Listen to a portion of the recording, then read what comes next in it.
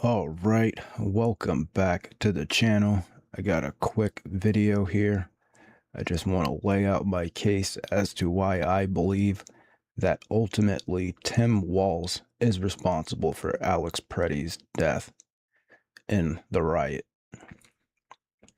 Okay, so I'm going to lay out my few points of evidence that I have here as to why it's ultimately his responsibility. Now, I'm not saying that the ICE officers couldn't have used more of a de-escalating type of force, but as we can see here in this GovFacts article, or it's govfacts.org, where the article is talking about the differences between training between FBI agents and ICE agents, and it is drastic. For one, FBI agents get about 100 hours of training, where ICE agents only get 32 hours of training. FBI agents get actual ethical courses, and FBI agents are only allowed to shoot people or use force if they are directly threatened or someone is directly threatened, and there's a much higher threshold of what they have to prove in order to discharge their weapon. So basically, these ICE agents are following their training, right? And they're getting 32 hours of dedicated use of force instruction, 1/3 of what the FBI personnel receive. And their curriculum focuses heavily on arrest techniques and defensive tactics, with comparatively less emphasis on calming down situations to avoid using force. So, part of the problem is that this is their training, but they are ICE agents. That's their job. They're basically like bounty hunters that are looking for illegal immigrants, right? So, they're not trained at all to deal with hundreds of rioters attacking them during their apprehension of criminals. They're not, and even most police are not really trained to do that. Okay. This is Tim Walz. Okay, so we can look at Tim Walz. He's a boomer. You can see he looks like a boomer. All right. So I was asking Grok, I'm like, well, who is responsible? Because once you separate these, because that's the problem, is that there's two things going on at once, right? There's the ICE agents that are there to arrest criminals, and then there's riots that are happening. And the ICE agents are not responsible for stopping the riots. They're not. We'll see who's responsible. All right. So we see who trains that. They don't really tell you. Basically, Christy Nome and this guy, Todd Lyons, are responsible for creating this training program where they only get 32 hours of training. They only have to get certified once a year, where an FBI agent has to get certified 4 times a year. So you can see that their training is definitely less, a lot less than a traditional FBI agent. And I think that's probably where a lot of people are getting upset about, is because they're used to federal agents having a certain demeanor in their activities, and the ICE agents are not trained to do those same things. So it did come as a surprise to see ICE agents acting in that manner, because that's not typically the manner that federal agents respond to crimes. But that's because their training is entirely different. Okay, so what department of the government is responsible for stopping riots in a state which police are not enforcing the law?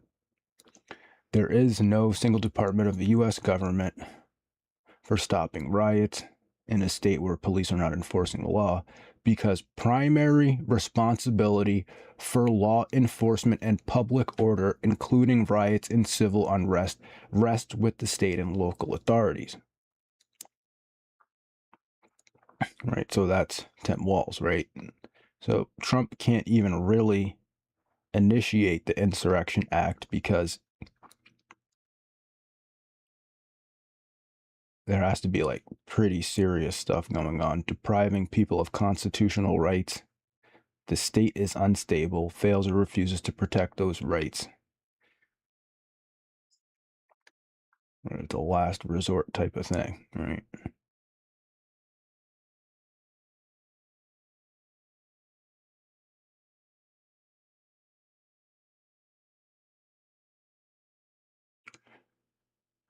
Most civil unrest is, and constitutionally should be, handled at the state and local level.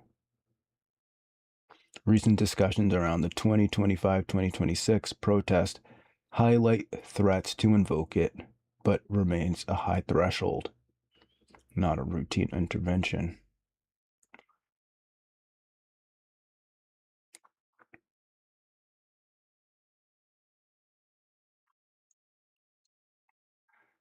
See, so can the federal government penalize a state for not stopping a riot? No, the federal government generally cannot directly penalize a state by imposing fines, withholding unrelated federal funds, or other sanctions for simply failing to stop a riot or civil unrest. There is no broad statutory authority allowing the federal government to punish states financially or otherwise for inadequate riot suppression or refusal to act. Why not? Primary responsibility lies with the states. Under the U.S. Constitution and federalism principles, states and local governments handle most law enforcement, including riots, civil disorder, and public safety. The federal government lacks general police power over states in domestic matters.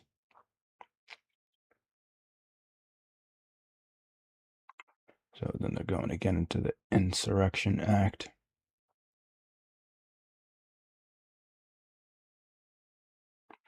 Okay, Congress could theoretically pass targeted legislation withholding certain grants from states that fail to meet riot response standards, but this would require new laws and face constitutional challenges. Federal crimes or civil suits, individuals, officials could face federal prosecution for civil rights violations if their inaction deprives people of rights, but this targets people, not the state itself. So, if anyone's claiming that Alex Pretti lost his civil rights by being disarmed and shot, which it was bad, but the person that's responsible for it is the state of Minneapolis, because the federal government can't really come in and stop the riots. Okay, so it's basically Trump can only call in the military if it's extremely bad.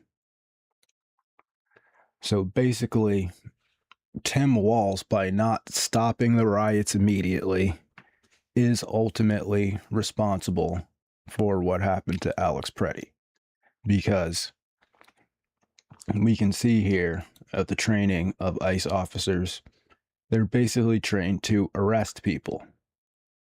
They're trained to arrest violent criminals. They're not trained to handle hundreds or thousands of violent rioters. That's the responsibility of